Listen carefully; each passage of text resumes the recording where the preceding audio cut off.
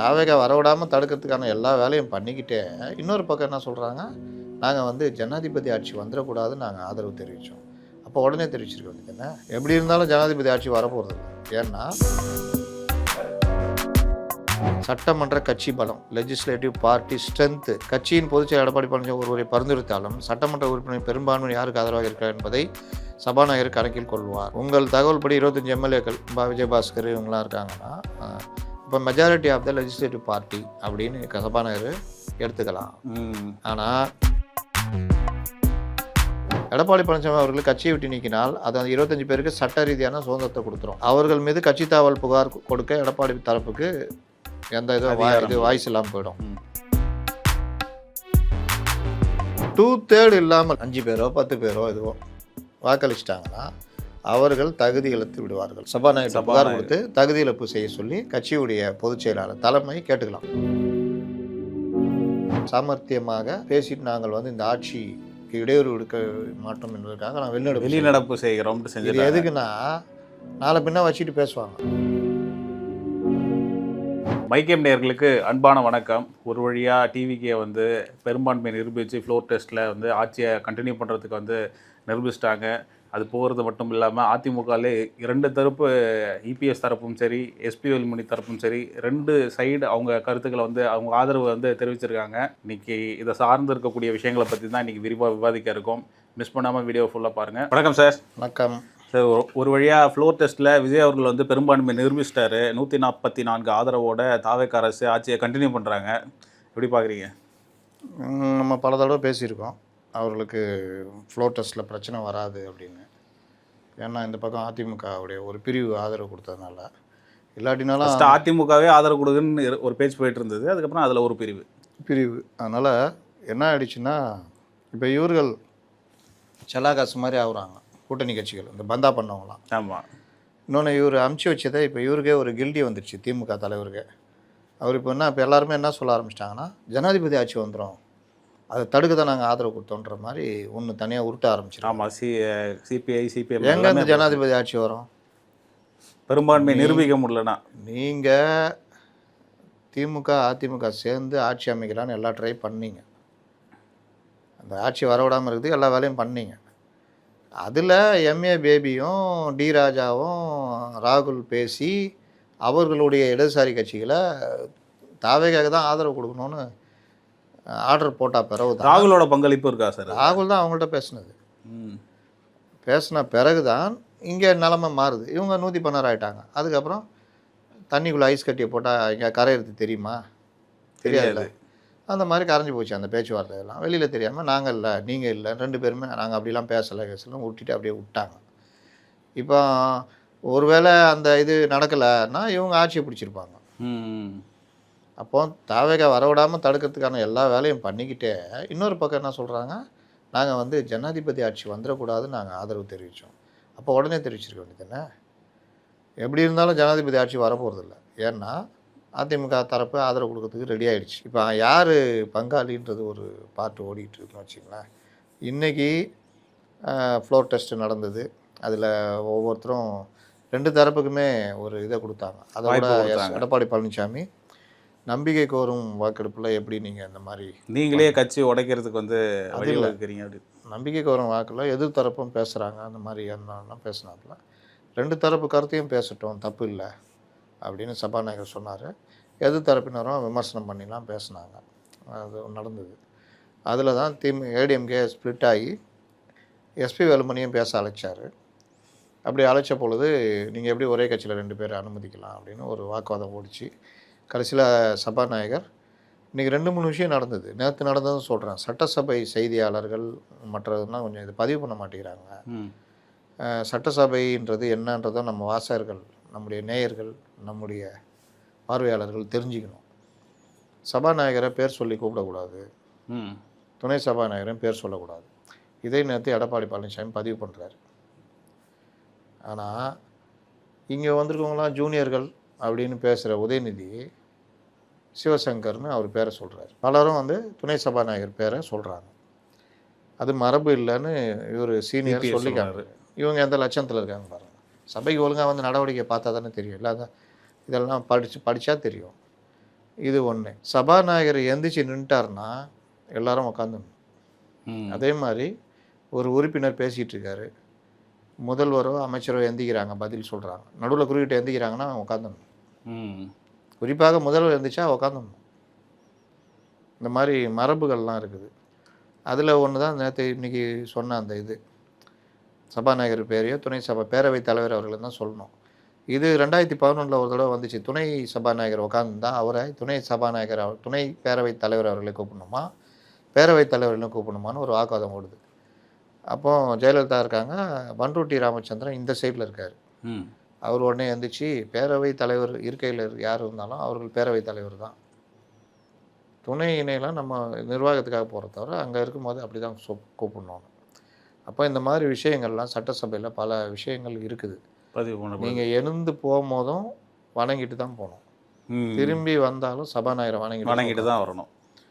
இந்த மாதிரி பல விஷயங்கள் இதில் இருக்குது. அதெல்லாம் இவர்கள் அன்றைக்கி லாஸ்ட்டில் வேறு எல்லாரும் கத்த ஆரம்பிச்சோன்னா லாஸ்ட்டில் சொல்லி பார்த்து அப்புறம் இவர் எந்திரிச்சு நின்ட்டார். நான் எந்திரிச்சா உட்காருங்கன்னு எல்லாம் உட்காந்துட்டாங்க. அதுக்கப்புறம் எஸ்பி வேலுமணியை பேச விட்டார்.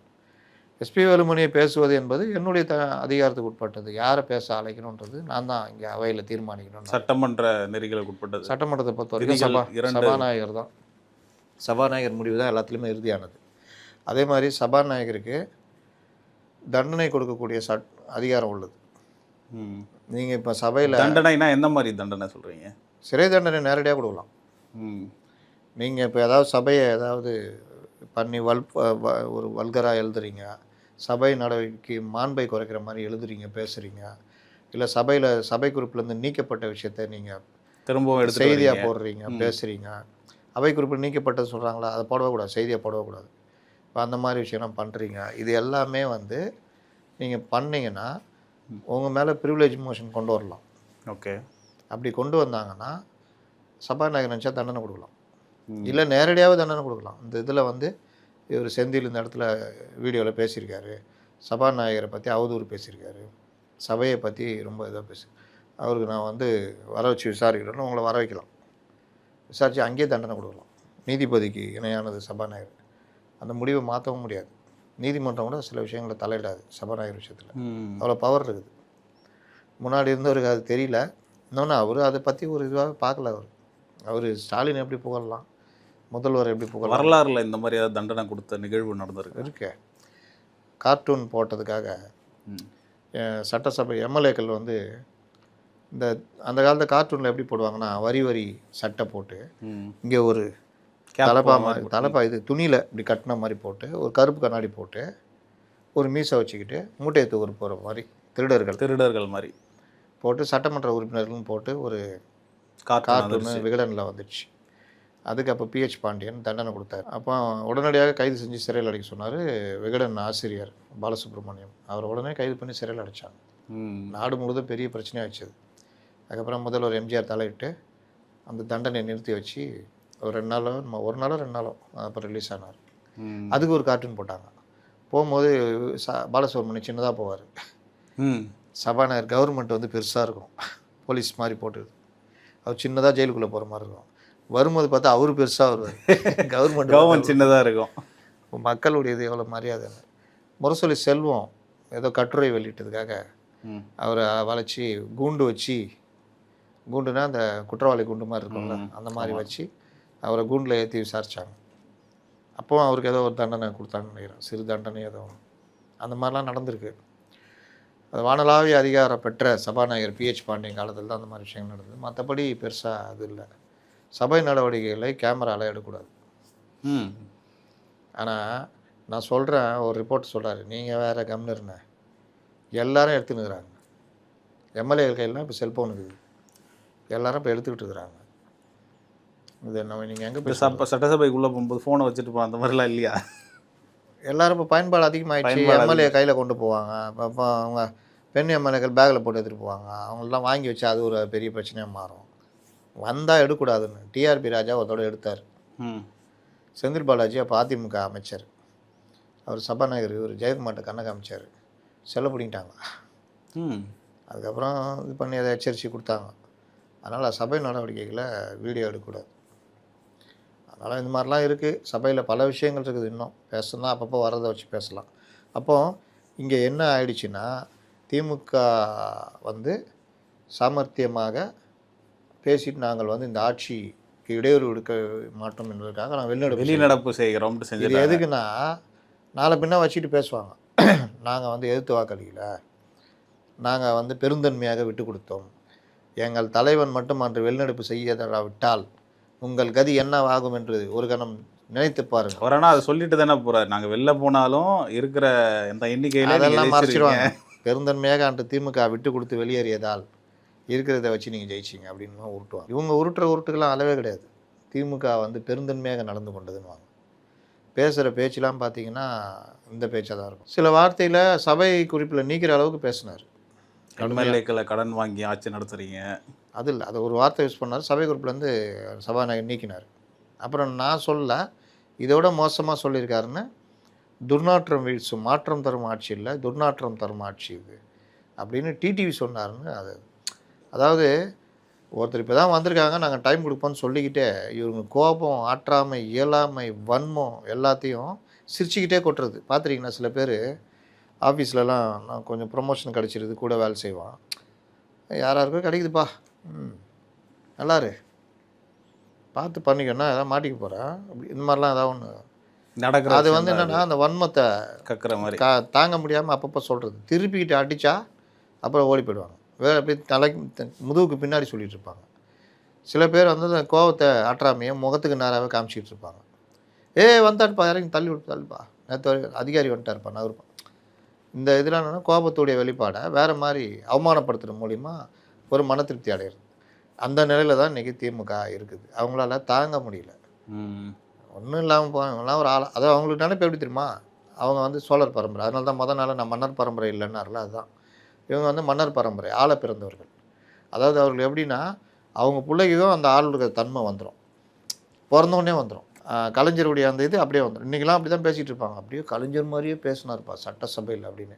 எழுதி கொடுக்காம பேச பார்ப்போம், எழுதி கொடுத்து வாங்கிட்டு வந்து படிச்சுக்கின்னு போகிறது. அதனால் வன்மத்தை கொட்டுற பேச்சு இன்றைக்கும் இருக்குது. அதுவும் பக்கத்தில் வாங்கி வைக்கிறதுக்கு ஒரு ஆள், அவர் துணைத்தலைவர் அதுதானே, வாங்கி வாங்கி வச்சு. அப்போது இந்த மாதிரி விஷயங்கள்லாம் வந்து திமுக இது பண்ணாங்க. இன்னொரு பக்கம் அதிமுக இரண்டாக பிரிந்து ஆதரவு தெரிவித்து விட்டார்கள். நேற்றே நம்ம கொஞ்சம் பேசணும். ஆமாம், இன்றைக்கி கொஞ்சம் விரிவாக பேசிடுவோம். ஒரு வாசகர் கூட கேட்டிருக்காங்க, கேட்டிருந்தார். இந்த மாதிரி 20 எம்எல்ஏக்களை வந்து ஆதரவாக வாக்கு அளிச்சிருக்காங்க. இப்போ கட்சி தலைமை வந்து எப்படி பதவி நீக்கம் செய்வாங்களா இல்லை வந்து இண்டிபெண்ட்டாக செயல்படுவாங்களா அப்படின்னு ஒரு நேயர் கூட கேட்டிருந்தார். நான் நம்ம கமெண்ட்ஸ் போட்டவங்க சொல்கிறேன், உலகத்தில் சிரிச்ச முகமாக இருக்கிறது ரொம்ப கஷ்டங்க. என்னெல்லாம் சிரின்னுவாங்க, துட்டு கொடுக்குறேன் சிரின்னுவாங்க. செந்தில் சிரிச்ச முகமாக தான் இருக்கார். அவர் சிரிச்ச முகமாக கேள்வி கேட்குறாரு, அதில் என்ன தப்பு இருக்குது? இவர் சிரிச்ச முகமாக கேட்குறாரு. இவர் வந்து அதெல்லாம் கிடையாது, நாலேஜ் தான் முக்கியம். சிரிச்சிட்டு கேட்குறாரோ எப்படி கேட்குறாரோ. உலகத்தில் சிரித்த முகமாக இருப்பது ரொம்ப கஷ்டம். நம்ம சபாநாயகர் இன்றைக்கி ஏன் அந்த அளவுக்கு பேருனா, அவர் முகம் பாருங்கள், எவ்வளோ கோபம் இருந்தாலும் அந்த கோபம் முகத்திலே தெரியல பாருங்கள். அந்த மாதிரி செந்திலும் அந்த மாதிரி.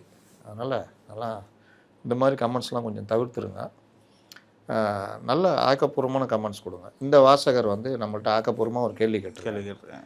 20 எம்எல்ஏக்கள் தாவேக ஆதரித்து போட்டுவிட்டால் அவர்கள் சுயேட்சையாக இயங்குவார்களா ஒருவேளை எப்படின்னு? இதில் 2 விதமான விஷயங்கள் இருக்குது. ஒரு இப்போ அதிமுகவுக்கு 47 எம்எல்ஏக்கள் இருக்காங்க. இதில் 25 பேர் இங்கே ஆதரித்து ஓட்டு போட்டாங்க தாவேக்காவை. அப்போ அவர்கள் மீது கட்சி தாவல் தடை சட்டம் வருமா அப்படின்னா வரும். ஏன்னா கட்சி தாவல் தடை சட்டம் வராமல் இருக்கணும்னா 32 பேர் இந்த சைடு இருக்கணும். ஆமாம். அப்போ 5 பேர் தான் இருக்காங்க. அப்போ கட்சி தாவல் தடை சட்டம் வருமா? வரும். அவர்களை தகுதி நீக்கம் செய்ய சொல்ல புகார் கொடுத்தா தானே சார் வரும்.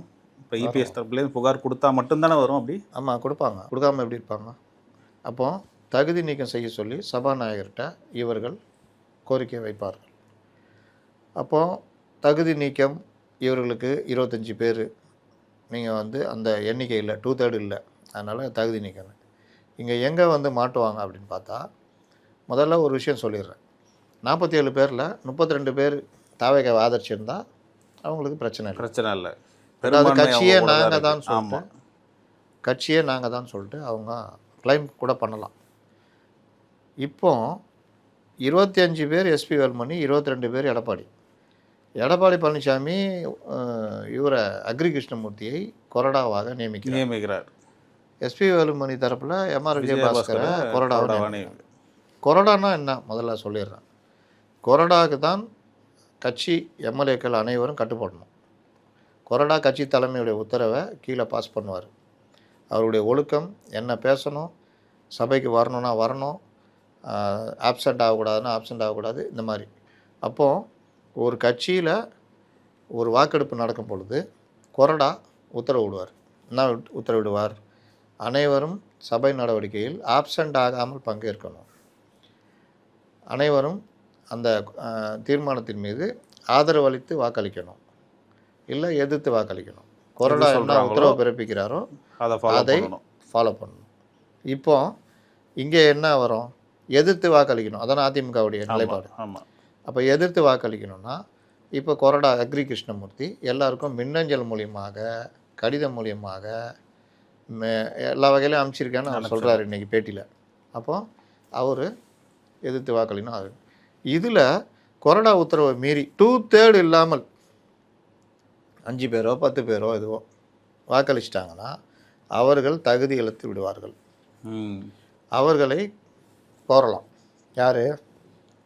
சபாநாயகர் புகார் கொடுத்து தகுதி இழப்பு செய்ய சொல்லி கட்சியுடைய பொதுச் செயலாளர் தலைமை கேட்டுக்கலாம், கொறடாவை கேட்கலாம். இல்லை நான் துட்டு வாங்கிட்டேன், நான் இல்லாமல் இருந்தாலும் அவங்க ஜெயிப்பாங்க, அப்படின்னா வராமல் ஆப்சண்ட் ஆகுறாங்க அப்படின்னாலும் அதுவும் கொறடா உத்தரவை மீறினதாக ஆகும். ரைட்டு.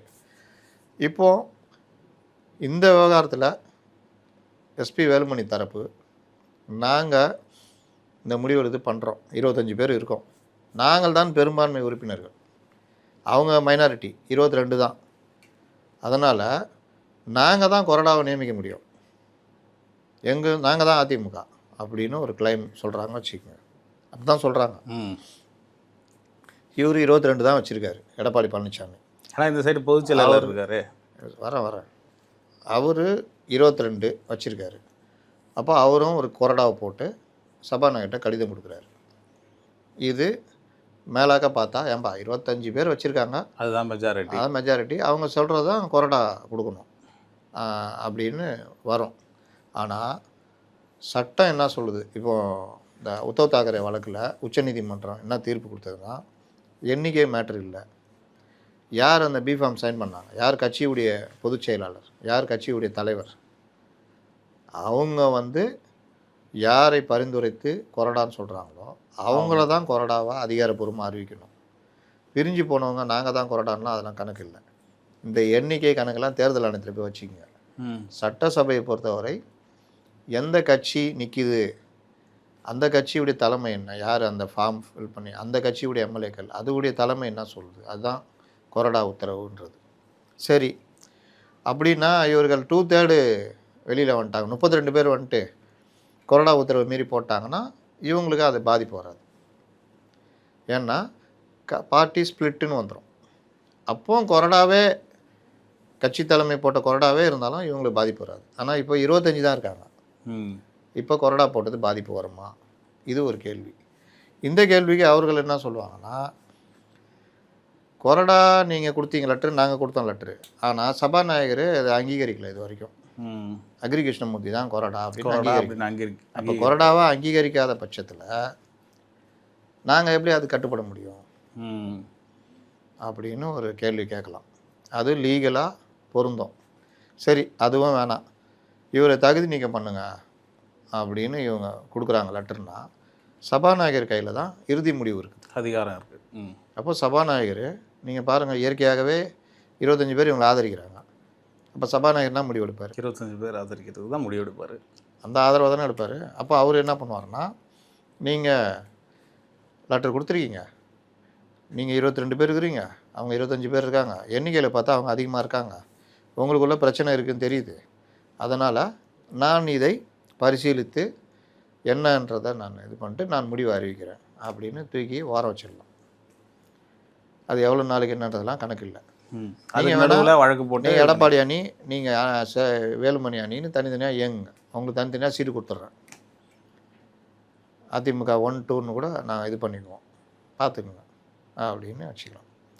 அப்போது இதில் இவ்வளோதானா அப்படின்னா இல்லை, அவருடைய தரப்பு இருக்குல்ல, நம்ம எடப்பாடி அவர்களுடைய தரப்பு.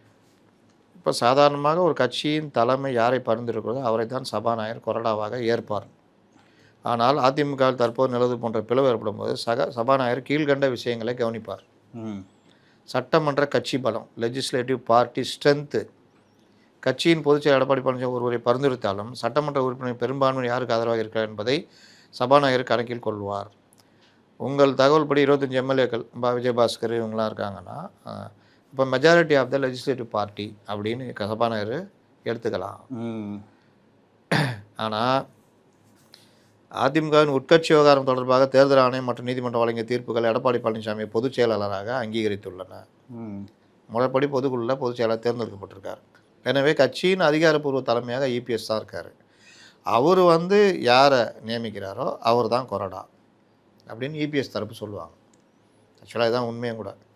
அப்போ மகாராஷ்டிரா வழக்கில் உச்சநீதிமன்றம் நான் ஏற்கனவே சொன்ன மாதிரி கட்சி தலைமை நியமிக்கும் நபரே கொறடாவாக இருக்க வேண்டும். சட்டமன்ற கட்சி மட்டுமே முடிவெடுக்க முடியாது, அதை பிரிஞ்சு போயிட்டு நாங்கள் தான் பவர்லாம் சொல்ல முடியாதுன்னு ஏற்கனவே தீர்ப்பு கொடுத்துருக்காங்க. அப்போ எடப்பாடி வழங்கும் கடிதத்துக்கு தான் சட்ட ரீதியான பவர் உண்டு. சபாநாயகர் ஏன் தாமதிக்கலாம்?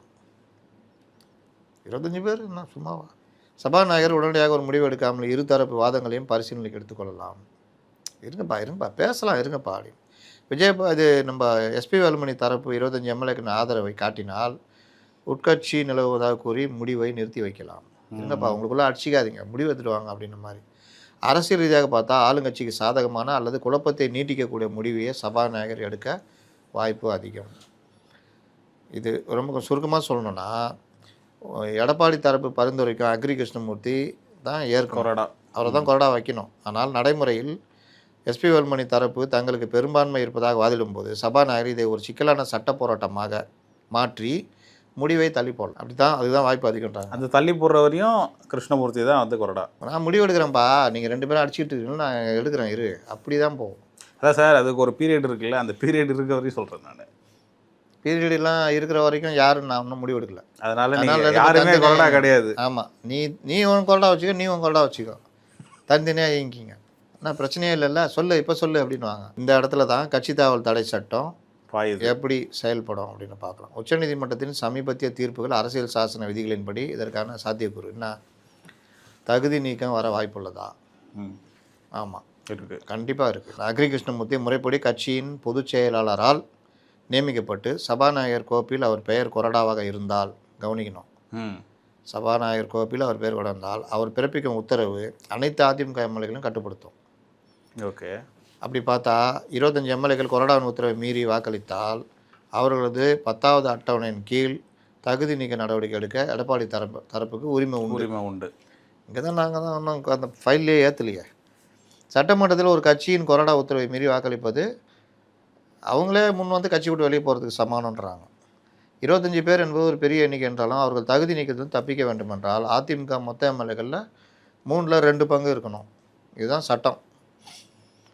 இப்போ இருக்கிறதுல 47ல் 3ல் 2 பங்குனா 32, இவங்கள்ட்ட இருக்கிறது 25. அப்போது கட்சி தாவல் தடை சட்டம் பாயறதுக்கான அனைத்து சாத்தியக்கூறுகளும் இருக்குது. இங்கே தான் சபாநாயகர் வர்றார். சபாநாயகர் யார் உண்மையான கொறடா என்ற சிக்கல் நிலுவையில் இருப்பதாக கூறி, அப்பா நீ ஆட்சிக்கிற நீ 25ன்ற நீ 22ன்ற, என்னப்பா இருங்கப்பா பேசலாம்ப்பா, கொறடாவே நியமிக்கலாம், அதுக்குள்ளேயும் கொறடா உத்தரவை மீறிட்டாங்க நீ சொல்லிக்கிட்டு இருப்பா, அதில் என்ன பிரச்சனை இருக்குன்னு நான் இது பண்ணுறேன். நீங்கள் சொல்கிறீங்க கொறடா உத்தரவு பண்ணிடுற தகுதி நீக்கம் செய்யணுன்றீங்க, ஆனால் அவங்க என்ன சொல்கிறாங்க, கொறடாவே கிடையாது, அவர் எங்கே எப்படி கொறடா ஆவார், சபாநாயகர் இவரை கொறடான்னு அங்கீகரித்து அதுக்கப்புறம் அவங்க உத்தரவு போட்டாங்களா? இல்லை அப்படி இன்னும் சில சட்ட பாயிண்ட்லாம் இருக்குது. சிவி சண்முகம் எப்படி விளையாடி இருக்காருன்றத சொல்கிறேன். வெரி பிரில்லியன்ட் அவர். இந்த வரைக்கும் எடப்பாடி பழனிசாமி ஓபிஎஸ் எடுத்தோ இல்லை மற்ற விவகாரங்கள்லையோ நடத்தின அனைத்து சட்ட போராட்டங்களுக்கு பின்னணியிலையும் இருந்தது சிவி சண்முகம். லா சைடு அவர் ரொம்ப ஸ்ட்ராங், நுணுக்கமான விஷயங்கள். நீங்கள் பார்த்தீங்கன்னா ஓபிஎஸ்ஸு நெருக்கடி கொடுத்துட்டே இருக்கார் பொதுக்குழு கூட்டுறது மற்றதில். பொதுக்குழுவை யார் கூட்டணும்னா அவைத்தலைவர் கூட்டணும். அவைத்தலைவர் மதுசூதனன் இறந்து போயிட்டார். தற்காலிக அவைத்தலைவர் போடுறாங்க. தற்காலிக அவைத்தலைவர் வச்சு பொதுக்குழுவை கூட்ட முடியாது. கோர்ட்டுக்கு போனால் செல்லாது. அப்போ அவைத்தலைவரை தேர்ந்தெடுக்கணும். அவைத்தலைவரை தேர்ந்தெடுக்கணும்னா ஓபிஎஸ் பல கண்டிஷன் போடுறாரு. அப்போ பொதுக்குழுவை கூட்டி இந்த கண்டிஷன்லாம் ஒத்துக்கணும் அப்படின்னா ஓகேன்ட்டாங்க. சில இதெல்லாம் தீர்மானங்கள் அதுக்கு செயற்குழு ஒப்புதல் கொடுத்துச்சு. அதில் ஓபிஎஸ்ஸும் இருக்கார். எல்லாம் முடிஞ்சு அப்புறம் ஓபிஎஸ்ஸை கூப்பிட்டு வந்து உட்கார வச்சு பொதுக்குழு கூடுது. தெம்பாக உட்காந்துக்கிறார் ஓபிஎஸ். முதல் தீர்மானம் அவைத்தலைவர் தேர்வு. எல்லாம் வழிமொழிஞ்சாங்க. இவரே வழிமொழிஞ்சார். இவரே எப்படி ஒருத்தர் முன்மொழி சொல்லிட்டு ஓபிஎஸ்ஸை வழிமொழிகிறார். அவரும் தெம்பாக வழிமொழிஞ்சு நம்ம இஷ்டத்துக்கு தானே வழிமொழிஞ்சு முடிஞ்சு ஏற்போர் ஆமான்க பலத்த கரவொலியுடன் இந்த தீர்மானத்தை நிறைவேற்றி தரும்படி கேட்டுக்கிறேன். கரவொலி எழுப்பி தீர்மானத்தை நிறைவேற்றி கொடுத்துட்டாங்க. முடித்த உடனே சிவி சண்முகம் வந்து மைக்கை பிடிச்சி இத்துடன் இந்த பொதுக்குழு முடிகிறது, மற்ற தீர்மானங்கள் எல்லாம் அடுத்த பொதுக்குழுவில் முடிஞ்சிச்சா காண்டாயிட்டாப்புல ஓபிஎஸ். அது பாட்டில்லாம் அடிச்சது அப்போ தான் ரொம்ப தரக்குறைவாக நடந்துக்கிட்டாங்க. அதுக்கப்புறம் ஓபிஎஸ் போய் கோர்ட்டில் கேஸ் போடுறாரு. கோர்ட்டு கூப்பிட்டுச்சு, சொல்லுங்கள் சார் இந்த மாதிரி பண்ணிட்டாங்க, பொதுக்குழு கூட்டி முறையற்ற முறையில் தலைவரை தேர்ந்தெடுத்துருக்காங்க, அதனால் அவர் தலைவரே கிடையாது, உத்தரவிடணும். அப்படியா?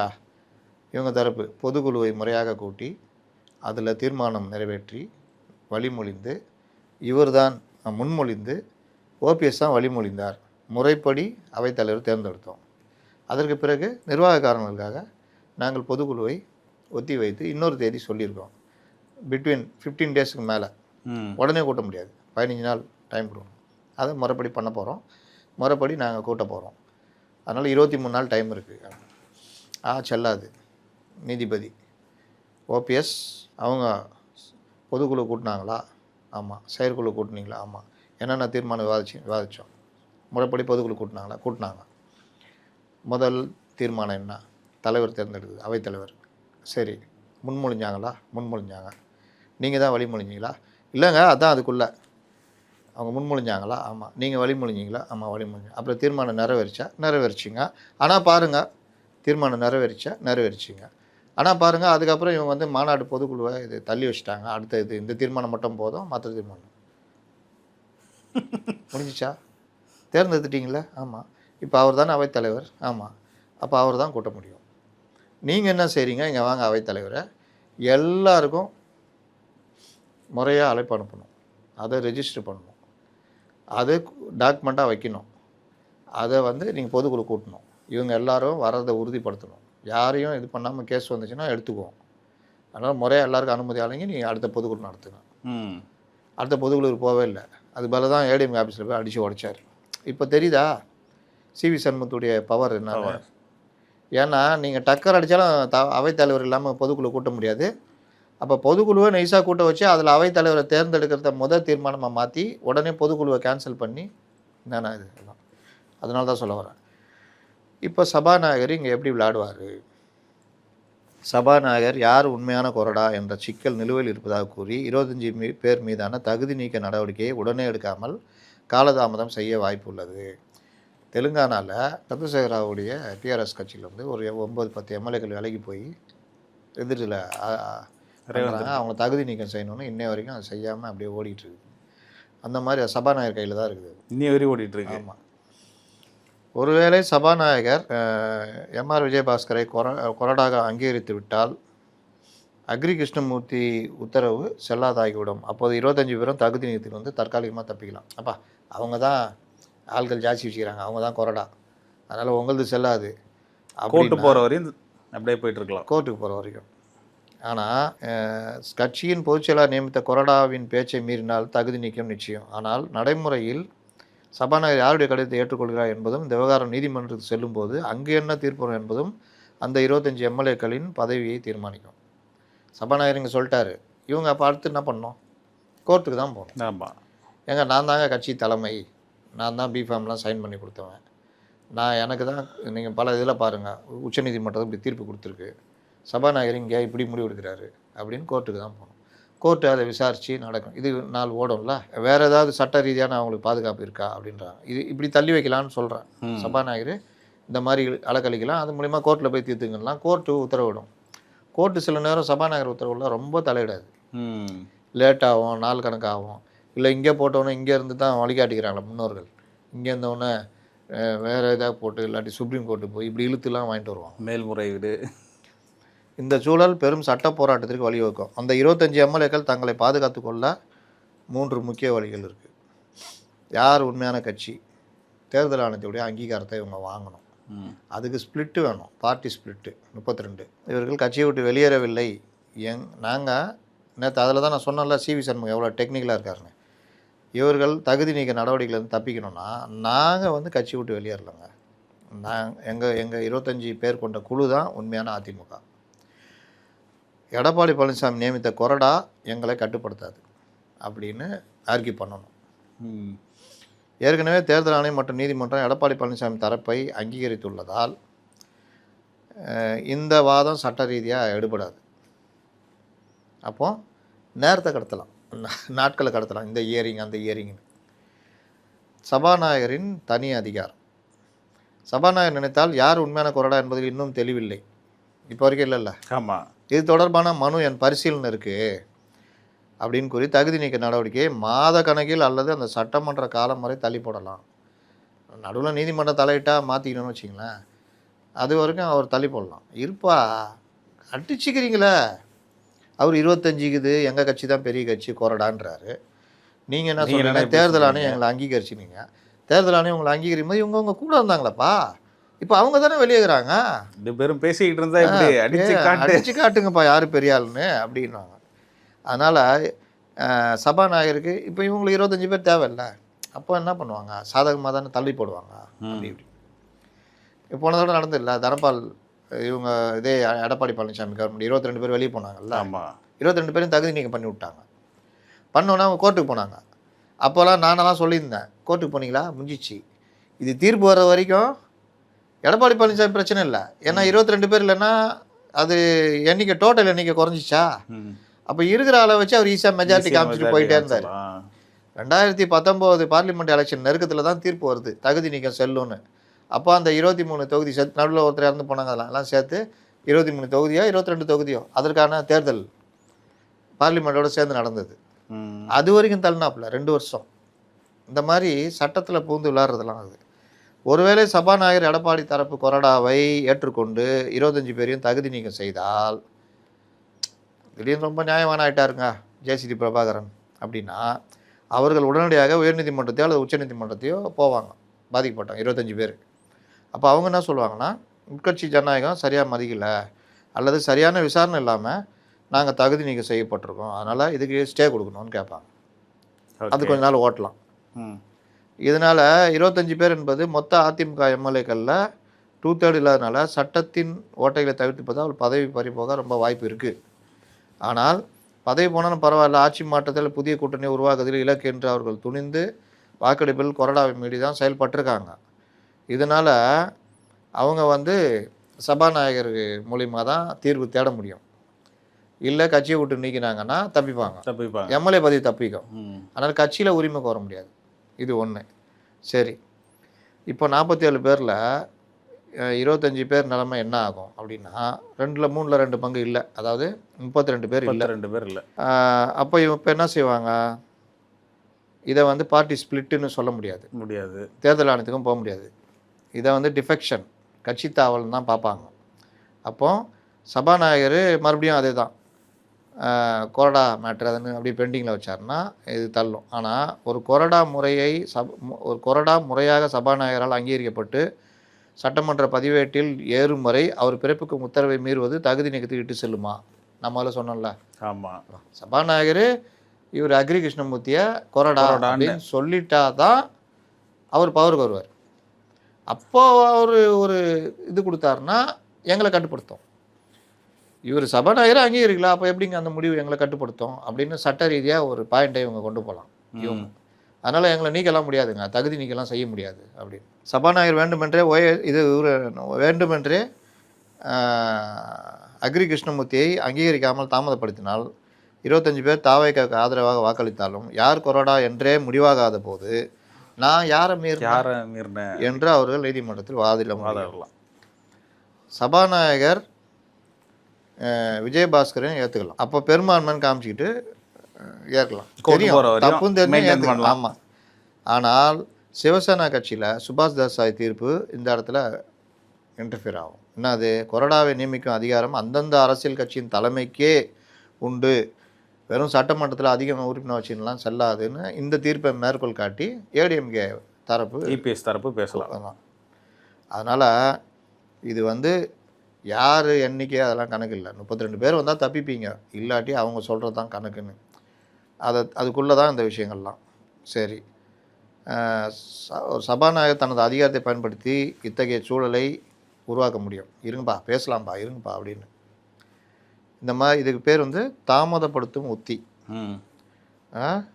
டிலேட்டரி டாக்டிக்ஸ். 25 எம்எல்ஏ இல்லை, சபாநாயகர் அங்கீகரிக்காமல் தாமதப்படுத்துகிறாரு. அப்போ என்ன ஆகும்? 2 குழு, ஏடிஎம்கே 1, 2, எடப்பாடி ஏடிஎம்கே, எஸ்பி வேலுமணி ஏடிஎம்கே.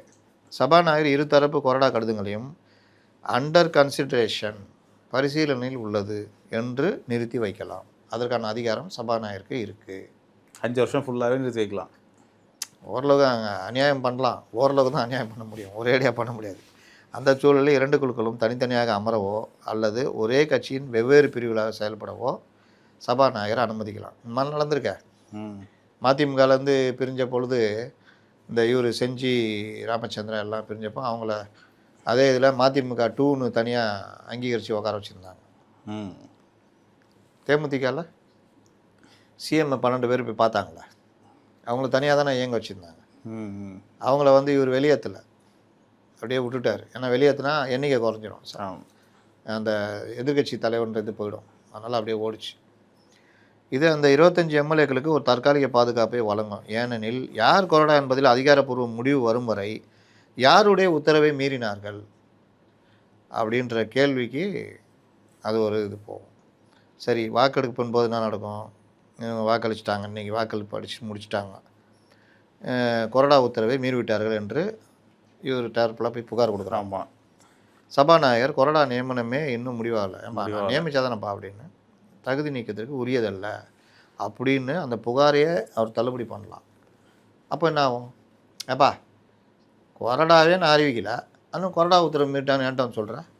பாவம்பா அந்த 25 பேர், கொஞ்சம் இது பண்ண. நாங்களும் பாவம் சார். நீங்களும் பாவம்னா கோர்ட்டுக்கு போ. அப்போ இவங்க என்ன பண்ண முடியும்? கோர்ட்டுக்கு தான் போகணும். சபாநாயகர் கன்சிடரேஷன் பண்ணுறேன்றாரு. நான் கொறடா நியமிக்காதனால அவர்களுடைய அந்த இது கட்சி விதி மீறலாக கருதப்படாது. இதுக்கப்புறம் வேணால் நீ கொறடா நியமித்து கொண்டு வா, நான் நியமிச்சுக்கிறேன், அதுக்கப்புறம் வேணால் பார்க்கலாம். இந்த மாதிரிலாம் இழுத்தடிக்கிறாரு, என்னென்னவா புதுசாக கதை சொல்கிறாங்க. ஆனால் இந்த இடத்துல கவர்னர் தலையிடலாம் அப்படின்றாங்க. சட்டமன்றத்தில் கட்சியின் நிலைப்பாடு மற்றும் கொறடா விவகாரத்தில் தெளிவில்லைன்னா இவங்க குடியரசுத் தலைவருக்கு அறிக்கை அனுப்பலாம் அல்லது விளக்கம் கேட்க கவர்னருக்கு அங்கீகாரம் உண்டு. இவங்க கவர்னரை போய் பார்க்கலாம். இதில் மட்டும் நடக்குது போல, அந்த லெஜிஸ்லேஷன் மட்டும். இப்போ மட்டும் கவர்னர் வேணும். பொதுவாக ஆளுங்கட்சிக்கு சாதகமான ஒரு சூழல் நிலவ வேண்டும் அல்லது குறிப்பிட்ட வாக்கெடுப்பில் அந்த 25 பேரின் ஆதரவு தேவைப்படும் என்றால் சபாநாயகர் தகுதி நீக்க நடவடிக்கை எடுக்காமல் ஒரு குழப்பமான சூழ்நிலையே நீடிக்க செய்வார். இன்றைக்கே நடந்துச்சுல்ல, நியாயப்படி எஸ்பி வேலுமணி பேசக்கூடக்கூடாது. ஆமாம், கூப்பிடக்கூடாது. அதுக்கு என்ன காரணம் சொன்னார்னா, நேற்று ஆதரிச்சப்போ அவரும் பேசினார், அதனால் இன்றைக்கி வாய்ப்பு கொடுத்த அப்படின்னு சொன்னார். அதுக்கப்புறம் தான் இன்னொரு சொன்னார், என் முடிவு தான், நான் தான் தீர்மானிப்பேன், அதனால தான் அது சைலண்ட் ஆச்சு. அதனால் இது இப்படியா அப்படியா, நியாயப்படி பார்த்தா கூப்பிடக்கூடாது, சட்டப்படி பார்த்தா சபாநாயகருக்கு பவர் இருக்குது. இதெல்லாம் நம்ம நேயர்களுக்காக சொல்கிறேன். என்ன நீங்கள் இப்படி சொல்கிறீங்களா அப்படி சொல்கிறீங்களா? ஒரு கோர்ட்டில் கேஸு, இந்த கேஸு ஜெயிக்கான்னு சொன்னால் அதில் இருக்க சில லீகல் பாயிண்டை எடுத்து போட்டு அடிச்சு ஜெயிச்சுட்டு போயிடுவாங்க. செந்தில் பாலாஜி வழக்கெல்லாம் எடுத்து பாருங்கள், என்னென்ன லீகல் பாயிண்ட்ஸுக்கு தான் எடுத்துலாம் பயன்படுத்தினாங்க. டாஸ்மாக் எடுத்துக்குங்க, இடி ரைடு நடத்தி அதோட பெரிய பிரச்சனை அப்படின்னு பார்த்தா நீ எப்படி இந்த பிரச்சனையில் பண்ணலாம், நீ எப்படி அது பண்ணலாம் அது பண்ணலான்னு கேட்டு ஸ்டே கொடுத்து விட்டாங்க. பெண்டிங் ஸ்டே தானே இருக்குது.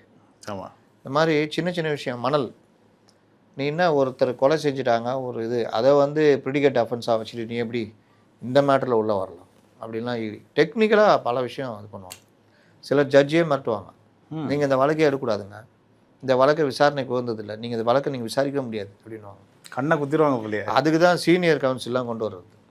பார்த்தோன்னே இவர் பார்ப்பார், அந்த மனிதன் இவர் தான் நடித்தார் படம், அதில் வந்தோன்னே சுப்ரீம் கோர்ட் லாயர் எப்படி வருவார், ஆமாம் அப்படி தான் வருவாங்க. முகுல் ரோத்தகிலேருந்து அபிஷேக் மனு சிங்வி இவங்கெல்லாம் அப்படி தான் வருவாங்க. அப்போ இங்கே இருக்கிற ஜட்ஜின்னு ஆவார். நம்ம இவர் பண்ணுவார்ல, ஹலோ நல்லா இருக்கீங்களா, அது இது நல்லா என் இடம் ஒன்றும் பிரச்சனை இருக்குது சொல்லுங்கள், நம்ம வேணால் பார்க்கலாம் பண்ணலாம். அது எப்படி டைரக்டர் கொண்டு போவார்னா, ஜட்ஜி கால்டா ஜட்ஜிக்கே இட பிரச்சனைக்கு சரி பண்ணி தராருண்ணா. ஆனால் கடைசியில் நீங்கள் சுப்ரீம் கோர்ட்டுக்கே போங்க, நீங்கள் என்ன வேணால் பண்ணிக்கிங்க, ஐநாவுக்கு கூட போங்க, ஆனால் திஸ் இஸ் மை கோர்ட், இங்கே நான் எழுதுறது தான் தீர்ப்பு. ஆக்சுவலாக அதுதான் உண்மை. நீ எவ்வளோ பெரிய ஆளாரு, நான் இங்கே என்ன தீர்ப்பு எழுதுறேனோ அதுதான். இன்றைக்கி அவன் உள்ளே போகிறான், நீ ஏதாவது இதுக்கு அப்புறம் பண்ணணுன்னா என்ன நடவடிக்கை, சுப்ரீம் கோர்ட்டு போகணும், போய்க்கோ, இன்றைக்கி அவன் உள்ளே போகிறான் அப்படின்னு தான் சொல்லுவார் தெரியுமா. அருமையான செம்ம கோர்ட் சுச்சுவேஷன் அது. ரொம்ப ராதாரவியுடைய இயல்பான நடிப்பு, ஒரு ஜட்ஜி எப்படி இது பண்ணுவார், ரியாக்ட் பண்ணுவார், அது எல்லாமே நல்லா பண்ணுவாங்க. நடுவில் இவங்க 2 பேரும் முட்டிக்குவாங்கல்ல, அந்த மாதிரிலாம் ஒரு சீனியர் கவுன்சிலில் ஒரு லோக்கல் வக்கீல்லாம் பேச முடியாது. ஆனால் அதை காட்சியாக வச்சு ஜட்ஜி அந்த இடத்துல 2 பேரையும் சாம்பருக்கு வாங்கன்னு சொல்லிட்டு என்ன சண்டை போட்டுக்கிட்டு இருக்கிறீங்க, இந்த மாதிரிலாம் பண்ணக்கூடாது, அந்த மாதிரி சாம்பரில் பேசுவாங்க. இந்த மாதிரி பல விஷயம் இருக்குது. இதில் இபிஎஸ் அணி உச்சநீதிமன்றத்துக்கு போகலாம், இந்த மாதிரி ஏதாவது உள்கலாட்டம் நடந்துன்னா போகலாம். அப்போ உச்சநீதிமன்றம் சபாநாயகர் குறிப்பிட்ட காலக்கெடுக்குள்ளே கரோடாவை தேர்ந்தெடுக்கணும், முடிவெடுக்கணும் நீங்கள் அப்படின்னு உத்தரவிட முடியும். இது மணிப்பூர் மற்றும் மகாராஷ்டிரா சட்டமன்ற விவகாரங்களில் இந்த மாதிரி நடந்திருக்கு.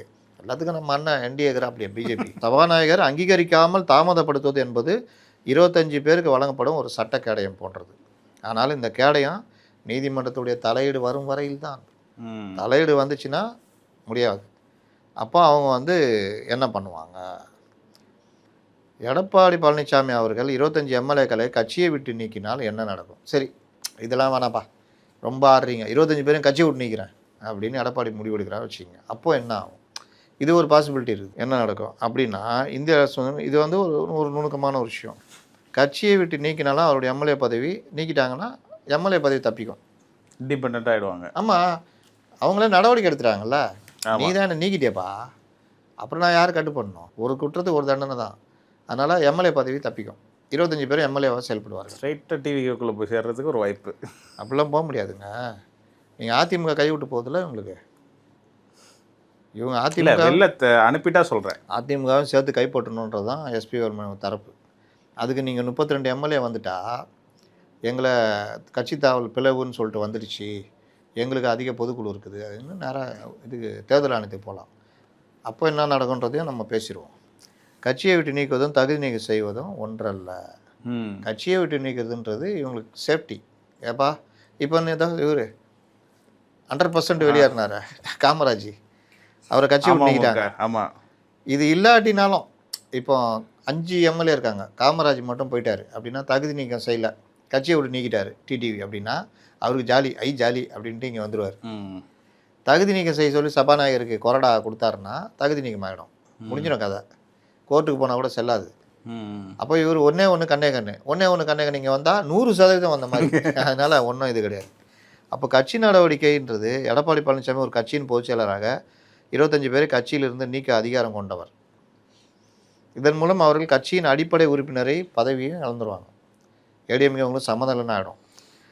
ஒருவரை பதவியிலிருந்து நீக்கும் அதிகாரம் சபாநாயகருக்கு மட்டுமே உண்டு. இங்கே இந்த எம்எல்ஏ பதவி எடப்பாடி பழனிசாமி கட்சியை விட்டு நீக்கினால் அந்த உறுப்பினர்கள் சட்டமன்றத்தில் கட்சியால் வெளியேற்றப்பட்ட உறுப்பினர்களாக கருதப்படுவார்களே தவிர பதவி பறிபோகாது, இண்டிபெண்டண்டாக செயல்படலாம்.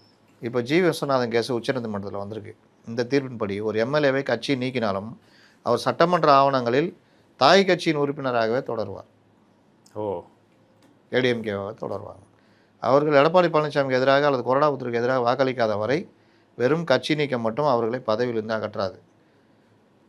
அதனால் அவர்களுக்கு ஒரு பெரிய லாபம் உண்டு, சுயேட்சை போல செயல்படலாம்.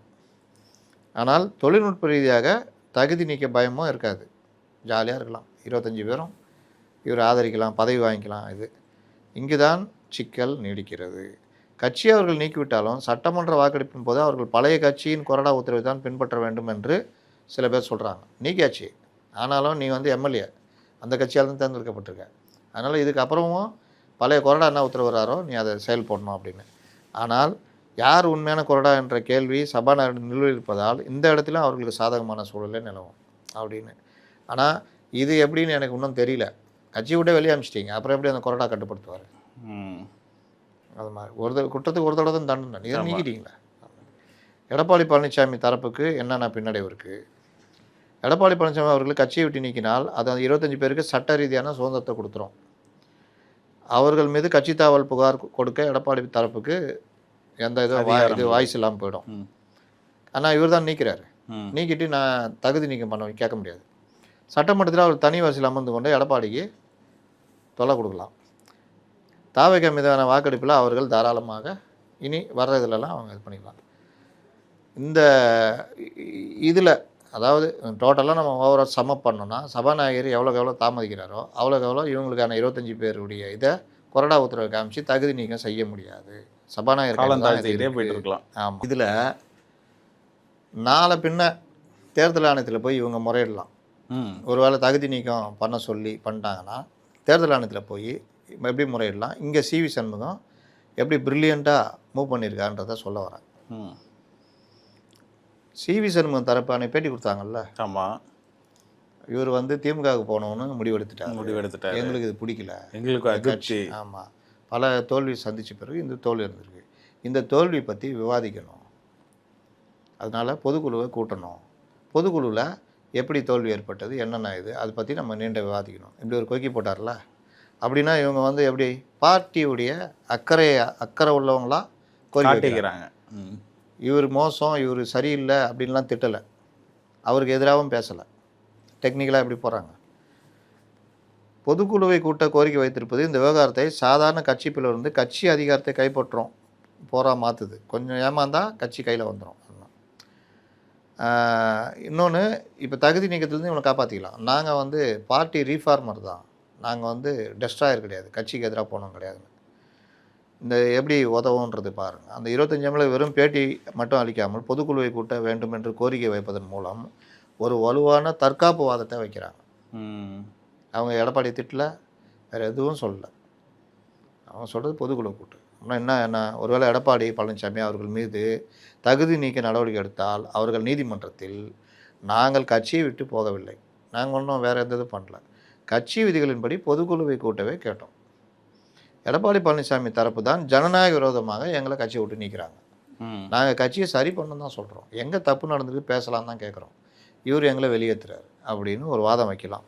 இது வந்து ஸ்டே வாங்கிறதுக்கு ஒரு வாதமாக பயன்படும். பேட்டி மற்றும் பொதுக்குழு கோரிக்கை ஆகியவை கட்சிக்குள் கருத்து வேறுபாடு இருப்பதை உறுதிப்படுத்துகின்றன. சபாநாயகர் இதை காரணமாக காட்டி கட்சிக்குள் யார் பக்கம் உண்மையான பலம் இருக்குது என்பதை பொதுக்குழு முடிவிலோ தேர்தல் ஆணைய முடிவிலோ தான் தெரிய வரும்.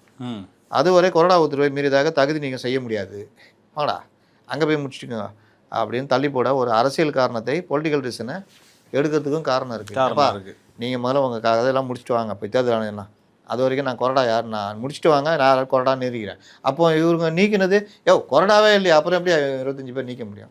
இப்படி யானைக்கு ஏறனா குதிரை குர்றன்ற மாதிரி மாற்றியும் அது பண்ணலாம். அதனால் இதன் மூலம் தகுதி நீக்கத்தை தாமதப்படுத்தலாம், தள்ளி போடலாம். ஒருவேளை வாக்கெடுப்பு நடக்கும்போது இவர்கள் தாவேக்காருக்கு ஆதரவாக வாக்களித்தாலும் கட்சி விதிக்கு உட்பட்டே நாங்கள் செயல்பட்டோம், நீங்கள் வாக்களிச்சிட்டாங்க வச்சுக்கிங்களேன் அப்படின்னு கூறி இதை ஒரு டைவர்ட் இது பண்ணி சட்ட போராட்டம் நடத்தலாம். இப்போ எடப்பாடிக்கு முன்னாடி இருக்க சவால்னா கட்சி நீக்கம் பலனளிக்காது. அவர் முன்னாடி சொன்ன மாதிரி கட்சியை விட்டு நீக்கினார்னா அவருக்கு எந்த இதுவும் கிடையாது, 25 பேர் போயிடுவான். விஜயகாந்த் மாதிரியே பக்கத்தில் வச்சுக்கலாம். ஆமாம், அங்கேயே இருந்துட்டு 5 வருஷமும் இவருக்கு தொல்லை கொடுத்துட்ருப்பாங்க. பொதுக்குழுவில் கணிசமானோர் எடப்பாடிக்கு ஆதரவாக இருந்தால் தான் அவர் தப்பிப்பார். அதுலேயும் இவர்களுக்கு ஆதரவாக இருந்தால் நாளை பொதுக்குழு இப்போ கட்சியை விட்டு நீக்கிட்டா கட்சிக்கு அவங்களுக்கு சம்மந்தம் இருக்காது, அப்புறம் கோர்ட்டு அவங்க போய் தேர்தல் ஆணையம் அப்படிலாம் போகலாம், அது ஒரு பெரிய பிரச்சனையாக மாறும். கட்சியை விட்டு நீக்காமல் தகுதி நீக்கம் பண்ணால் மட்டும்தான் எடப்பாடி தப்பிக்க முடியும், இல்லாவிட்டால் சட்ட போராட்டம் தொடர்ந்து தான் செய்யும். அப்போ அவங்க என்ன பண்ணுவாங்க, பொதுக்குழுவுக்கு கூட்டணும்னு கேட்பாங்க. பொதுக்குழுவில் என்ன வேணும், ஒரு கட்சி பிளவுபடும் போது எந்த தரப்பு உண்மையானது என்பதை தேர்தல் ஆணையம் எப்படி தீர்மானிக்கும், சின்னங்கள் ஒதுக்கீடு, இது அந்த வந்து எலெக்ஷன் சிம்பிள்ஸ் ஆர்டர் ஆக்ட்னு ஒன்று இருக்குது 1968, இது அட்டவணை 15வது கீழே செயல்படுது. அதில் வந்து என்ன சொல்கிறாங்கன்னா, பெரும்பான்மை சோதனை எப்படி பண்ணுறாங்க? தேர்தல் ஆணையம் ஃபஸ்ட்டு அவங்களுடைய ஆதரவாளர்களை ஒப்பிட்டு பார்க்கும், யாருக்கு எவ்வளோ பேர் இருக்காங்க அப்படின்னு. அதில் சட்டமன்ற உறுப்பினர் எவ்வளோ பேர், எம்பிகள் எவ்வளோ பேர் இருக்காங்க, ஃபஸ்ட்டு அதை எடுத்துக்குவாங்க. ஷிண்டேக்கு அதான் நடந்தது. அப்பா கட்சி எங்கள் அப்பாது, கட்சி உங்கள் அப்பாது, கட்சியில் இருக்கிறவங்களாம் ஷிண்டே கிட்ட இருக்கிறாங்க அப்படின்ட்டாங்க. அதில் யார் பேருன்னா பார்த்தா 25 பேர் இருக்காங்க. கட்சியின் பொதுக்குழு உறுப்பினர்கள், செயற்குழு உறுப்பினர்கள் மற்றும் மாவட்ட செயலர்கள் போன்ற நிர்வாகிகள் ஆதரவு யாருக்கு இருக்குது, அதிக ஆதரவு யார்கிட்ட இருக்குது அப்படின்றத பார்ப்பாங்க. அதுக்கு பொதுக்குழுவை கூட்ட சொல்லுவாங்க. அது ஒன்று போகும். அதுக்கப்புறம் கட்சி விதி முறையாக பின்பற்றப்பட்டதா அப்படின்னு பார்க்கும். கட்சியுடைய பொதுச் செயலாளர் அல்லது தலைவரை நீக்கியது அல்லது நியமித்தது கட்சி விதிப்படி நடந்ததா, அவர் எடப்பாடி எப்படி வந்தார். பொதுக்குழுவை கூட்ட கோருபவர்களுக்கு அந்த அதிகாரம் கட்சி விதிப்படி இருக்குதா. இப்போ தலைவர் தீன்னு வந்துட்டாங்க வச்சுக்கோங்க, பொதுக்குழு கூட்டுறதுக்கு. இப்போ ஆஃபீஸ் பேர் தலைவரே என்கிட்ட தாங்கிறாரு கூட்டணும், இவ்வளோ எம்எல்ஏ இருக்காங்க, கட்சிக்கு முரணாக செயல்பட்டுருக்காரு, பொதுக்குழுவை கூட்டி விவாதித்து யார் இதுன்னு முடிவு எடுக்கணும் அப்படின்னு தேர்தல் ஆணையத்தில் இவங்க அப்பீல் பண்ணலாம். இப்போ 32 வரணும், என்கிட்ட 25 இருக்குதுன்னு போய் அப்பீல் பண்ண முடியுமான்றது தேர்தல் ஆணையம் அதை வந்து பண்ண முடியும். தேர்தல் ஆணையத்தில் போய் அப்படி ஒரு முறையீடை பண்ண முடியுமா அப்படின்றது தெரியல. அதுக்கு முந்தி தான் இவர் வந்து கொறடா சொன்னதை மீறிட்டாங்க, தகுதி நீக்கம் பண்ணுன்னு இங்கே சண்டை போடுவார். இது ஒரு வகையான ஒரு குழப்பம். அதனால் பெரும்பான்மை யாருக்கு இருக்குதோ அவள் தான் வெற்றி வாய்ப்பு அதிகம். தேர்தல் ஆணையம் இந்த பிரச்சனை வருது ஒரு வேளை ரொம்ப போனால் முதல்ல சின்னத்தை முடக்கிடுவாங்க, ரெட்டையில சின்னத்தை முடக்கிடுவாங்க, நீங்கள் எடுத்துகிட்டு வாங்கன்னுவாங்க. இவங்க ஏன் பொதுக்குழுவை கூட்ட சொல்கிறாங்க சிவி சண்முகம் தரப்பு அப்படின்னா, ஆர்கனைசேஷன் விங்கு சைடில் எங்களுக்கு பெரும்பான்மை இருக்குது அப்படின்னு காட்டுறதுக்காக நிரூபித்து ஆணையத்திட்ட இருந்து இந்த ரெட்டையில சின்னத்தை அவங்க செய்டுவாங்க. அதை அதிமுக கைப்பற்றுவது. இதற்கு தேர்தல் ஆணையம் தலையிட முடியுமா அப்படின்றது, சபாநாயகர் முடிவெடுத்து முன்னாடியே தேர்தல் ஆணையம் இதில் தலையிட முடியுமா அப்படின்னு ஒரு கேள்வி வரும்ல. ஆமாம். இல்லாட்டி இதெல்லாம் தேர்தல் வரும்போது தானே சின்னங்கன்னெல்லாம் அப்படின்னு ஒரு கேள்வி வரும். அப்படி தேர்தல் ஆணையம் எப்போது தலையிடும் மற்றும் சபாநாயகர் அதிகாரத்திற்கும் இதற்கும் உள்ள தொடர்பு அப்படின்றது என்ன பார்க்கணும். அது தேர்தல் ஆணையம் எப்போது தலையிடும். தேர்தல் ஆணையம் தானாக இந்த விவகாரத்தில் தலையிடாது. பிளவுபட்ட அணிகளில் ஏதாவது ஒரு தரப்பு நாங்கள் தான் உண்மையான கட்சி, எங்களுக்கே சின்னம் மற்றும் பெயர் ஒதுக்க வேண்டும் அப்படின்னு அந்த சிம்பிள்ஸ் ஆர்டர் 1968 பிரகாரம் அவங்க வந்து போய் மனு தாக்கல் செய்வாங்க அந்த ஆர்டிக்கல், அந்த 15 கீழே. அப்போ வந்து தேர்தல் ஆணையம் இந்த தேர்தல் நேரத்தில் தான் பண்ணோம் அதெல்லாம் கிடையாது. எப்போ நாளைக்கே கூட போய் எஸ்பி வேலுமணி தரப்பு இந்த மாதிரி 32 பேர் வந்துட்டாங்க வச்சுக்கிங்க, உடனே போயிடுவாங்க. இது பாருங்க 32 பேர் தான் மெஜாரிட்டி இருக்காங்க, மெஜாரிட்டி இருக்குது, பொதுக்குழு கூட்ட சொல்லுங்கள், கட்சி எங்களுக்கு தான், சின்ன எங்களுக்கு ஒதுக்குங்க, நாங்கள் தான் உண்மையான அதிமுகன்னு அங்கீகரிங்கன்னு. இதில் சபாநாயகருக்கும் அதிகாரம் என்ன, தேர்தல் ஆணைய அதிகாரம் என்ன. இது வந்து சபாநாயகர் வந்து சட்டமன்றத்துக்குள்ளே மட்டும்தான் அவருடைய அதிகாரம். இப்போ 25 எம்எல்ஏக்கள் தகுதி நீக்கம் செய்யப்பட வேண்டுமா இல்லையா அப்படின்றத மட்டும்தான் சபாநாயகர் தீர்மானிப்பார். இதில் வந்து தேர்தல் ஆணையம் தலையிட்டு நீங்கள் அவரை நீக்கிங்க வைங்கன்னு சொல்ல முடியாது. சட்டசபையை பொறுத்த வரைக்கும் சபாநாயகர் தான், அவர் எடுக்கும் முடிவே இறுதியானது. அதில் எப்போவாவது நீதிமன்றம் தப்பாக நடந்திருக்குன்னா குறுக்கிட்டு சில ஆர்டர்ஸ் போடுவாங்க. மற்றபடி இப்போ கான்ஸ்டியூஷனில் இருக்க சபாநாயகரின் விவகாரங்களில் தேர்தல் ஆணையம் தலையிடக்கூடாது இன்னும் இருக்குது. அந்த இது தேர்தல் ஆணையத்துடைய அதிகாரம் என்ன, சட்டமன்றத்திற்கு வெளியே அந்த கட்சியுடைய பெயர் மற்றும் சின்னம் யாருக்கு சொந்தம் அப்படின்றத தீர்மானிக்கிறது தேர்தல் ஆணையம் மட்டும்தான். இதில் வந்து சபாநாயகர் தலையிட முடியாது. ஆனால் தேர்தல் ஆணையம் அங்கேயும் தப்பு பண்ணால் நீதிமன்றம் தான் அவங்களுக்கு இது. அப்போது இங்கே எங்கே சிக்கல் வருது, சபாநாயகர் ஒரு முடிவை எடுக்கும் முன்பே தேர்தல் ஆணையம் அந்த 25 பேர் கொண்ட அணிதான் உண்மையான அதிமுக என்று தீர்ப்பு வழங்கிவிட்டால் சபாநாயகர்களால் அவர்களை தகுதி நீக்கம் செய்ய முடியாது. ஏனென்றால் அவர்கள் தாய் கட்சியிலே இருப்பதாக கருதப்படுவார்கள். ஆனால் அப்படி எப்படி தேர்தல் ஆணையம் அறிவிக்கும், தேர்தல் ஆணையத்துக்கு ஒரு கணக்கு வேணும்ல. 32 ஸ்பிளிட் ஆகி வந்தால் தானே அவங்களும் கேட்பாங்க, நீ 25 வந்தால் எப்படின்றது ஒரு சட்ட சிக்கலாக இருக்குல்ல. ஒருவேளை அந்த 25 எம்எல்ஏக்கள் தேர்தல் ஆணையத்தை நாடினால் சபாநாயகர் தனது முடிவை நிறுத்தி வைக்க ஒரு காரணம் கிடைக்கும். எப்பா தேர்தல் ஆணையம் போய்கிறாங்க, அப்புறம் பார்த்துக்கலாம், முடிச்சுட்டு வரட்டும் அப்படின்னு நிறுத்தி வைக்கலாம். உண்மையான கட்சி அது அப்படின்னு நீங்கள் முடிச்சுட்டு வாங்க அப்படின்னு ஏற்கனவே சொன்னோம்ல. தாமதப்படுத்துறதுக்கான வழிகள் இதெல்லாம். தற்போதைய சூழலில் என்ன நடக்கும், நேரடி போட்டி. எடப்பாடி தரப்பு சபாநாயகரை தூண்டிவிட்டு விரைவாக தகுதி நீக்கம் செய்ய பார்க்கும். அதே சமயம் 25 பேரை கொண்ட அணி தேர்தல் ஆணையத்தில் சென்று கட்சி உரிமை கோரி விசாரணை தொடங்க பார்ப்பாங்க. அவங்க தேர்தல் ஆணையம் போவாங்க, இவர் இங்கே தகுதி நீக்கம் பண்ணுங்க அப்படின்னு நெருக்கடி கொடுப்பாரு. ஒருவேளை தேர்தல் ஆணைய விசாரணை தொடங்கினால் இடைக்கால உத்தரவாக இரட்டை இலை சின்னம் பிரீஸ் அது முடக்கப்படும், ஃப்ரீஸாக பண்ணுவாங்க. இது எடப்பாடி தரப்புக்கு மிகப்பெரிய அரசியல் பின்னடைவாக அமையும். டக்குன்னு உள்ளாட்சி தேர்தல் தான் வந்துச்சுன்னா சிக்கல். சபாநாயகர் தாமதிப்பது அந்த 25 பேரின் எம்எல்ஏ பதவிக்கு பாதுகாப்பு அளிக்கும். அதே நேரத்தில் அவர்கள் தேர்தல் ஆணையத்தை அணுகினால் அது கட்சியின் மொத்த கட்டுப்பாட்டையும் எடப்பாடி பழனிசாமி பறிக்க அல்லது முடக்க அவர்கள் செய்யும் முயற்சியாக இருக்கும். இந்த 25 பேர் கொண்ட குழு தேர்தல் ஆணையத்திற்கு செல்ல தயாராக இருப்பதாக தெரியுதா அப்படின்ற மாதிரி இருக்குது. இப்போ இதில் என்ன ஒரு சட்ட சிக்கல் வரும்னா, 25 பேர் தான் நாங்கள் இந்த மாதிரி 25 பேர் பிரிஞ்சிடும் எங்களுக்கு இது பண்ணி தேர்தல் ஆணையத்துக்கு இவர்கள் போக முடியுமா, இல்லை ஸ்ப்ளிட் பண்ணி தான் போக முடியுமா? 25 பேர் கொறடா உத்தரவை மீறி வாக்களித்த பொழுது அவர்களை தகுதி நீக்கம் செஞ்சுருக்கணும், அதை செய்யாதனால தான் அவங்க தேர்தல் ஆணையத்துக்கு போகிறாங்க அப்படின்னு எடப்பாடி தரப்பு வாக்குவாதம். இவர்கள் 25 பேர் மட்டும்தான் இருக்காங்க, 32 பேர் தேவை அந்த ஸ்ப்ளிட்டுக்கு. இப்போ இந்த 25 பேர் தகுதி நீக்க நடவடிக்கைகளையும் தப்பணும். ஒரு பக்கம் எடப்பாடி நெருக்குவார், சபாநாயகரும் ரொம்ப தள்ளிப்பட முடியாது. கோர்ட்டு இதுன்னு போச்சுன்னா அதுக்கு ஏற்கனவே ஒரு வழக்கு இருக்குது. அது கேஷாம் மெகா சந்திரா சிங் கேஸ் 2020. சபாநாயகர் தகுதி நீக்க மனுக்கள் மீது 3 மாதங்களுக்குள் முடிவெடுக்க வேண்டும். அதனால் நீண்ட காலத்துக்கு அவரும் ஏதாவது சாக்குப்போக்கு சொல்லி தள்ளிப்பட முடியாது. அதனால ஏதாவது பண்ணலான்னு வச்சிங்களேன், அது வேற இது வேறன்னு சின்ன விஷயம் மாறினா கூட அதிலிருந்து தப்பிக்கலாம். அந்த மாதிரி தான் நீதிமன்றங்களில் வழக்குகள் தள்ளி போயிட்டு அது காரணம். அப்போது இவர் தகுதி நீக்கம் வேணும்னு எடப்பாடி உடனடியாக நிர்பந்திக்கும் பொழுது சபாநாயகர் அதை நான் பரிசீலனை உள்ளதுன்னு தள்ளிப்படும் போது இவர்கள் இதிலேருந்து தப்பிக்கிறதுக்கு 25 பேரும் போய் தேர்தல் ஆணையத்தில் நாங்கள் தான் உண்மையான அதிமுகன்னு கேட்க முடியுமா? அப்படின்னா பார்ட்டி ஸ்பிளிட்டுன்னு இருந்தால் தானே நீங்கள் கட்சி தாவல் தடை சட்டம் உங்கள் மேலே பாயாது. அப்போ 25 பேர் இருக்கும்போது உங்கள் மேலே கட்சி தாவல் தடை சட்டம் பாயுமே, எந்த அடிப்படையில் நீங்கள் போய் தேர்தல் ஆணையத்தில் கேட்க முடியும் அப்படின்ற ஒரு கேள்வியும் வரும். ஆனால் கட்சியே எங்கள்கிட்ட இருக்குங்க, எண்ணிக்கை நாங்கள் கம்மியாக இருக்கோம். ஆனால் பொதுக்குழு, செயற்குழு, இவங்க ஆஃபீஸ் பேரர்ஸு ப்ளஸ்ஸு மாவட்ட செயலாளர்கள் இவங்கெல்லாம் எங்களுக்கு தான் அதிகமாக எங்கிட்ட இருக்காங்க, அதனால் எங்களை தான் அங்கீகரிக்கணும் அப்படின்னு தேர்தல் ஆணையத்துக்கு போகலாம். ஒருவேளை அதை விசாரணைக்கு எடுத்துக்கிட்டாங்க அப்படி இல்லை எடுத்து பொதுக்குழு கூட்ட சொல்லி எதாவது பண்ணுறாங்க, அதில் இவங்க நிரூபிச்சிட்டாங்கன்னா தப்பிச்சிடலாம். தேர்தல் ஆணையம் இவங்க தான் உண்மையான அதிமுகன்ட்டாங்கன்னா கட்சி இவங்க கைக்கு வந்துடும், அப்புறம் எங்கே நடவடிக்கை வரும்? அதனால் அது ஒன்று. ஆனால் எனக்கு தெரிஞ்சு இது எப்படி போகும்னா, இப்போ இவர் 25 பேர் இருக்கிறாங்க, சபாநாயகரும் இந்த மாதிரி விஷயங்களை தள்ளி போடுறதுக்கு வாய்ப்பு இருக்குது. அப்போ ஒரு வகையான தற்காலிக கேடயம் இவங்களுக்கு கிடைக்கும். எடப்பாடி அவர் நியாயத்தை சொல்லி வலியுறுத்திக்கிட்டு இருப்பார். இந்த கேப்பில் இவர்கள் ஆட்சியில் அமைச்சர்களாக வாரிய தலைவர் இப்போ சொன்னாங்களோ அந்த மாதிரி அமர்வதற்கு வாய்ப்பு இருக்குது. அப்போ ஆட்சி வாரியத்தை இந்த மாதிரிலாம் இருக்கும்பொழுது இப்போ என்கிட்டே ஒரு அதிமுக பேசினார், முதல்ல ஸ்ப்ளிட் ஆகும்போது வழியை பாருங்கள், தப்பிக்கிற வழியை பாருங்கன்னு சொன்னேன் நான். நீங்கள் பாருங்கள், இன்னும் 1 வாரம் 10 நாள் பாருங்கள், எத்தனை பேர் இங்கே வராங்க பாருங்கன்றாங்க.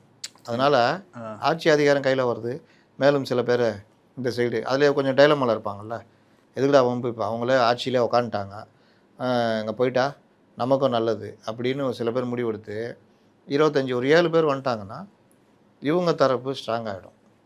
ஸ்ட்ராங் ஆச்சுன்னா டக்குன்னு தேர்தல் ஆணையம் ரிமூவ் பண்ணுவாங்க, பார்ட்டி ஸ்பிளிட் அப்படின்னு. அப்போ கொறடா நடவடிக்கை அவங்களை கட்டுப்படுத்துறதுக்கு சிக்கலாகிடும். தேர்தல் ஆணையம் அடுத்த முடிவு போகும்.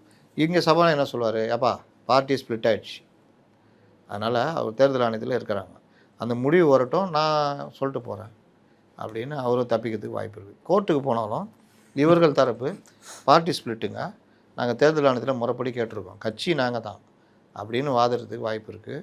இந்த மாதிரி பெருங்குழப்பங்கள் அப்ஸ் அண்ட் டவுனும் இருக்குது. இப்போ நான் சொன்ன இது எல்லாமே ஏதோ ஒரு சின்ன பாயிண்டில் கூட மாறும். ஆனால் நான் முழுசுமாக எல்லாத்தையும் அலசிட்டேன். 25 பேர் தகுதி நீங்க இருக்கா இருக்குது. கொறடா யாருக்கு அதிகாரம் இருக்குது, நியமிக்கிற அதிகாரம் எடப்பாடிக்கு தான் இருக்குது. அப்போ எடப்பாடி கொறடா அதிகாரத்தை பயன்படுத்தி எதிர்த்து வாக்களித்தவர்கள் நீங்கள் சொல்லலாமா, கேட்கலாம்.